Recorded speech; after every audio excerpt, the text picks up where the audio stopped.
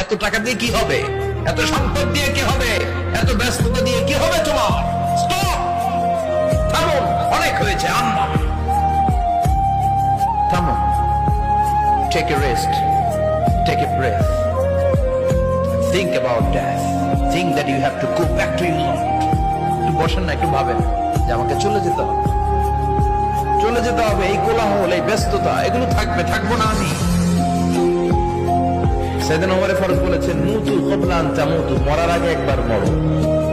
হাসিবু ক্বাবলা আন তুহাসাবু আলাইকুম, তোমার হিসাব নেওয়ার আগে তুমি একবার নিজের হিসাবটা করো না।